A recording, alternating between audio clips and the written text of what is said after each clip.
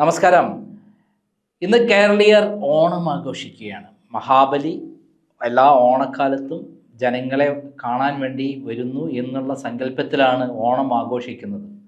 എന്നാൽ നമ്മളെ സംബന്ധിച്ചിടത്തോളം ഒരു മഹാദുരന്തമായി മാറിയ ഒരു അസുരനെ ആട്ടി ഓടിച്ചതിൻ്റെ സന്തോഷമാണ് ഈ വർഷമുള്ളത്. കഴിഞ്ഞ 10 വർഷമായി കേരളത്തെ മുച്ചൂടും നശിപ്പിച്ച് കട്ടുമടിച്ച് 1,00,000 കോടിയോളം രൂപ തട്ടിയെടുത്ത് വിദേശത്തെത്തിച്ച് മകളെയും മകനെയും സുരക്ഷിതമാക്കാൻ സകല കള്ളക്കളികൾ നടത്തിയിട്ടുള്ള ഒരു ഭീകര ഭരണാധികാരി പിണങ്ങാണ്ടി ദൈവത്തെ ആട്ടി ഓട്ടിച്ച സന്തോഷമാണ് ഒന്ന് കേരള ജനതയ്ക്കുള്ളത്.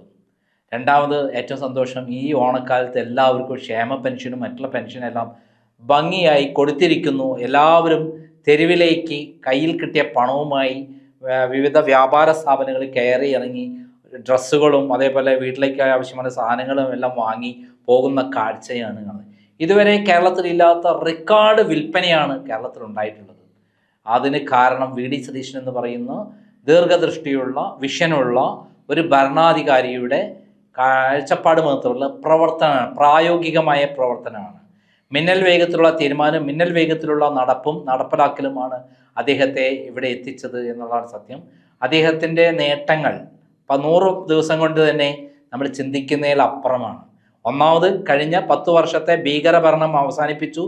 ആർക്കും സ്വതന്ത്രമായി സഞ്ചരിക്കാനും സ്വാതന്ത്ര്യത്തോടെ ശ്വസിക്കാനും ഉള്ള സഞ്ചരിക്കാനുമുള്ള ഒരു അവസ്ഥ വന്നിരിക്കുന്നു എന്നുള്ളതാണ് ഏറ്റവും പ്രധാനം. നമ്മളെ പട്ടിണി കിടന്നാലും മുണ്ടും മുറുക്കിയെടുക്കും എന്നുള്ള അഭിമാനത്തോടെ ജീവിക്കും എന്നുള്ള ചൊല്ലുണ്ടല്ലോ.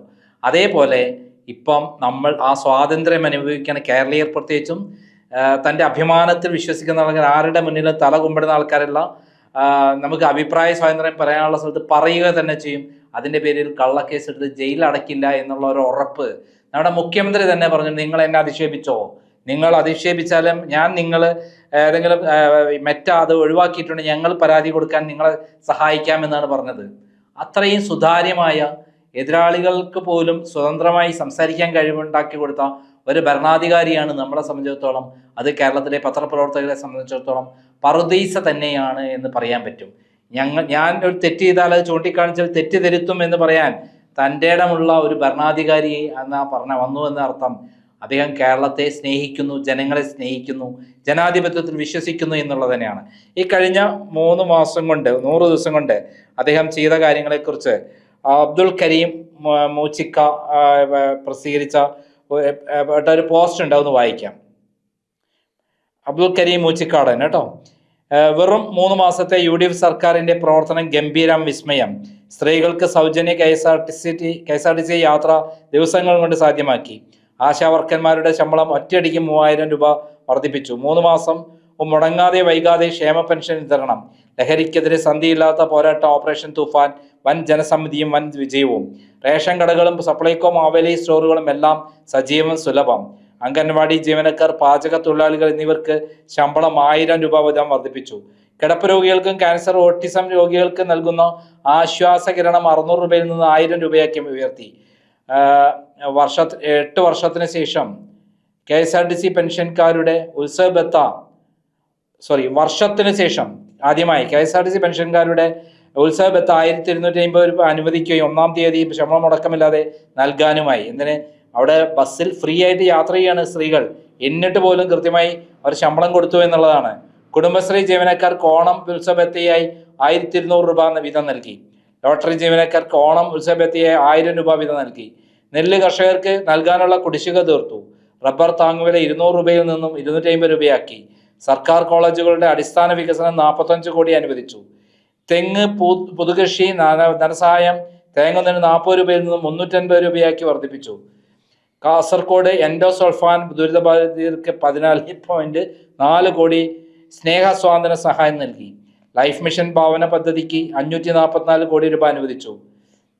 പിണറായി സർക്കാരിന്റെ കാലത്ത് വർഷങ്ങൾ കുടിശ്ശിക വരുത്തിയ പിന്നോക്ക വിഭാഗം വിദ്യാർത്ഥികളുടെ സ്കോളർഷിപ്പ് 310 കോടി രൂപ കൊടുത്തു തീർത്തു. തൃശ്ശൂർ ജില്ലയിൽ 2020 ഉരുൾപൊട്ടലിലും കാലവർഷക്കെടുതിയിലും വീട് നഷ്ടപ്പെട്ട 248 പേർക്ക് മുഖ്യമന്ത്രിയുടെ ദുരിതാശ്വാസ നിധിയിൽ നിന്നും തുക അനുവദിച്ചു. സംസ്ഥാനത്തെ പൂട്ടിക്കിടക്കുന്ന തോട്ടങ്ങളിലെ തൊഴിലാളികൾക്ക് 1000 രൂപ മൂല്യമുള്ള 20.87 ലക്ഷം സപ്ലൈകോ ഓണം ഗിഫ്റ്റ് കാർഡ് അനുവദിച്ചു. സർക്കാർ ജീവനക്കാർ, അംഗനവാടി ജീവനക്കാർ, എയ്ഡഡ് അധ്യാപകർ എല്ലാവർക്കും ഓണാഘോഷ ഉത്സവ ബത്ത അഡ്വാൻസ് സാലറി ബോണസ് അനുവദിച്ചു. നെയ്ത്തുകാർക്ക് ഓണസമ്മാനം 30 കോടി രൂപയുടെ അടിയന്തര ധനസഹായം നൽകി. നിരവധി പദ്ധതികളിൽ കഴിഞ്ഞ സർക്കാരിന്റെ കാലത്തെ കുടിശ്ശിക തീർക്കാൻ അടിയന്തര ഇടപെടൽ. ആദ്യ ബജറ്റിൽ തന്നെ റോഡുകൾക്കും പാലങ്ങൾക്കും കോടികൾ വകയിരുത്തി. പുതിയ പോലീസ് സ്റ്റേഷനുകൾ, ഗവൺമെന്റ് കോളേജുകൾ, സ്കൂളുകൾ, അംഗനവാടികൾക്കും പുതിയ കെട്ടിടങ്ങൾ. മുണ്ടക്കൈ ചൂരൽമല ദുരന്ത ബാധിതർക്ക് 2 ലക്ഷം അധിക സഹായം അനുവദിച്ചു. പിണറായി വിജയൻ വീടുണ്ടായി കൊടുത്തത് നമ്മളെല്ലാവരും കണ്ടതാണ്. അതിലും കൈയിട്ട് വാരി. ഊരാളുങ്കൽ സൊസൈറ്റിയെ കൊണ്ട് ഏത് സമയത്ത് പൊട്ടി വീഴാവുന്ന വീടാണ് വെച്ചുകൊടുത്തത്. ഇപ്പൊ 2 ലക്ഷം രൂപ കൂടി ഓരോരുത്തർക്ക് അനുവദിച്ചു. ചരിത്രത്തിൽ ആദ്യമായി തദ്ദേശ ജനപ്രതിനിധികൾക്ക് ഓണം ഉത്സവത്താൻ നൽകും. രക്ഷാപ്രവർത്തനം എന്ന് പരിഹസിച്ച് പ്രവർത്തകരെ തല്ലിച്ചതച്ച ഗൺമാന്മാരുടെയും അതിന് നേതൃത്വം നൽകിയ ADGPമാരുടെയും തൊപ്പിതെറിപ്പിച്ചു. കേസും കർശന നിയമവും നടപടിയും ഉണ്ടായി. സ്വർണം കട്ടവന്മാർ കാരാഗ്രഹത്തിലായി. വിധ്വംസക പ്രസംഗം നടത്തിയ BJP RSS നേതാക്കൾക്കെതിരെ നിയമ നടപടിയും അറസ്റ്റും കർശനമാക്കി. LDF സർക്കാർ ഒത്താശ നൽകിയ മരം കള്ളനെയും മെസ്സിയുടെ പേര് പറഞ്ഞ തട്ടിപ്പിനെയും എതിരെയും കർശന നടപടിയുമായി മുന്നേറുന്നു. 1 രൂപ പോലും ഒന്നിനും നികുതി കൂട്ടാത്ത, നികുതി കുറച്ച കേരളത്തിലെ ആദ്യത്തെ ബഡ്ജറ്റ് മുഖ്യമന്ത്രി അവതരിപ്പിച്ചു. 3 മാസം 6800 കോടി അധികം നികുതി പിരിച്ചെടുത്തു. ഒരാഴ്ചത്തെ പ്രതിപക്ഷ നുണകൾ മിനിറ്റുകൾക്കകം പൊളിച്ചെടുക്കുന്ന ജനപ്രിയ പത്രസമ്മേളനങ്ങളുടെ എല്ലാ ബുധനാഴ്ചയും മുഖ്യമന്ത്രിയുടെ പത്രസമ്മേളനത്തിന് ഇപ്പോൾ ലക്ഷക്കണക്കിന് ആളുകളാണ്, കോടിക്കണക്കിന് ആളുകളാണ് ആരാധകരെ എത്തുന്നത്. കാരണം അവിടെ പത്രക്കാർ പൊളിക്കാൻ വരുമ്പോൾ പൊളിഞ്ഞടുങ്ങുന്നത് പ്രതിപക്ഷവും പിണറായിയും അതേപോലെ മാപ്രകളുമായി മാറി എന്നുള്ളതാണ് സാർ. പ്രത്യേകിച്ചും ദേശാഭിമാനിയും കൈരളി ചാനലും. മുഖ്യമന്ത്രിയുടെ ഓഫീസ് പൊതുജനങ്ങൾക്കായി തുറന്നു. എല്ലാ ദിവസവും മുഖ്യമന്ത്രിയുടെ മിനി ജനസമ്പർക്ക പരിപാടി. അതായത് ഇപ്പം ആർക്ക് വേണമെങ്കിലും മുഖ്യമന്ത്രിയുടെ അടുത്ത് പോവാം, കെട്ടിപ്പിടിക്കാം, ഫോട്ടോ എടുക്കാം, ഒന്നിനും തടസ്സമില്ല. മുഖ്യമന്ത്രി ഏതോ ഭൂലോകത്ത് നിന്ന്, രേവേന്ദ്ര ലോകത്ത് നിന്ന് വന്ന ഒരു ഭരണാധികാരി ഭീകരനാണ് എന്നുള്ള ചിന്താഗതി തന്നെ മാറി. ഹിറ്റ്ലറെ പോലെ, മുസോളിനെ പോലെ ഒരാളായിരുന്നെങ്കിൽ ഇന്ന് ഉമ്മൻചാണ്ടിയേക്കാൾ ജനകീയനായ, ജനങ്ങളോടൊപ്പം പ്രവർത്തിക്കുന്ന ഒരു നേതാവായി നമ്മുടെ മുഖ്യമന്ത്രി മാറി. അദ്ദേഹം ഞാൻ ഇന്ന് കണ്ടപ്പോൾ പോലും അദ്ദേഹം കയ്യിൽ മുണ്ടെടുത്ത് സാധാരണക്കാരെ പോലെയാണ് ഇന്ന് അദ്ദേഹത്തെ ഞാൻ കണ്ടപ്പോൾ 100-ാം ദിവസം ആശംസകൾ ചെന്നപ്പോൾ കണ്ടത് എന്നുള്ളതാണ് എന്നെ സന്തോഷിപ്പിക്കുന്ന ഒരു കാര്യം. കാരണം ഇത്രയും സുതാര്യതയുള്ള, അതേപോലെ പെരുമാറ്റത്തിൽ ലാളിത്യമുള്ള, എല്ലാവരോടും വളരെ നല്ല രൂപത്തിൽ പെരുമാറുന്ന ഈ മുഖ്യമന്ത്രിയെ നമുക്ക് 2 കൈയും നീട്ടി സ്വീകരിക്കേണ്ടതല്ലേ?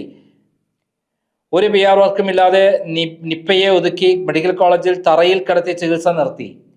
തിരുവനന്തപുരത്ത് 2ാം മെഡിക്കൽ കോളേജ് ആശുപത്രിയിൽ മരുന്നുകൾ നിറച്ചു.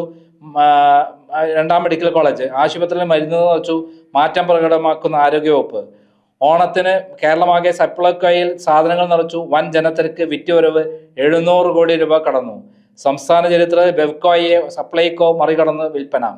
എല്ലാ വിഭാഗത്തിനും എല്ലാ പേർക്കും ഓണത്തിന് പണം.